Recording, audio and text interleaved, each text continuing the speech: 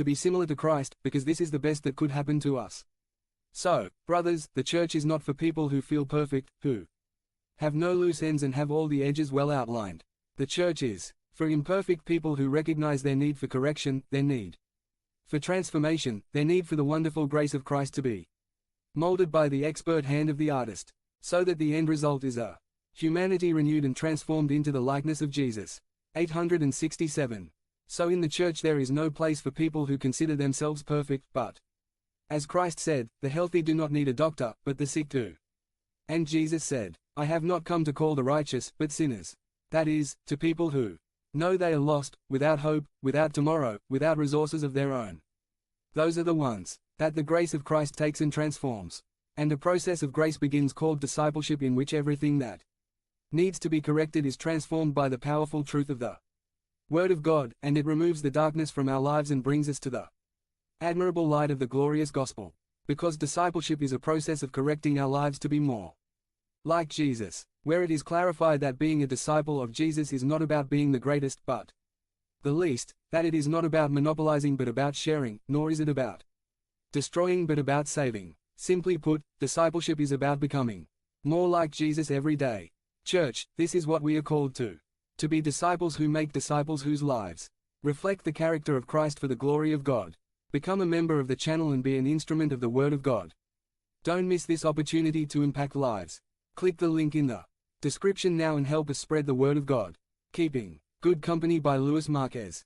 Summary. How do friendships affect our Christian character? How can they affect our purpose of being a reflection of Christ for others? There is an old saying, tell me who you are with and I will tell you who you are. We see something similar in the Proverbs of Solomon. Keeping Good Company. Text, Proverbs 1, 9-18. Introduction. Continuing with the series on Christian character, today we have to talk about the influence that friendships can exert on Christian character. Let's refresh. Generally, character can be understood as the pattern of behavior that persists over time and characterizes, or defines, a person.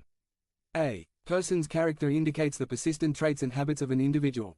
Specifically, character commonly refers to a person's moral behavior in relation to his or her pattern of behavior that attempts to do good or evil to other people. The word character comes from the Greek word character or charasa, which means engraver, and it literally means the mark engraved on a thing that distinguishes it from others. Character means sign or mark that is printed, painted or sculpted. In the sense of moral quality, it refers to the peculiar and exclusive way of being. 868. Of each person. The way of being is the set of traits and customs acquired by heredity, health, education, friends, environment, and other influences. B. Christian. The term Christian comes from the Greek word Christians, which means belonging to the life of Christ. In short, the two words Christian character is engraving or sculpting the life of Christ in the believer, so that he reflects Christ in every area of his life. How then do friendships affect our Christian character? How can they affect our purpose of being a reflection of Christ to others?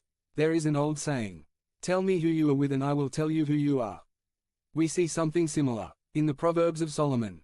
According to 1 Kings 4:32, during the course of his 40-year reign 970 to 930 BC, Solomon wrote thousands of proverbs and songs. The biblical book of Proverbs, which includes not only the wise sayings attributed to Solomon which comprise most of the book, but those of other wise men, was compiled at least 200, and perhaps even 400, years after Solomon's time. Nutritionists tell us that we are what we eat. This could go hand in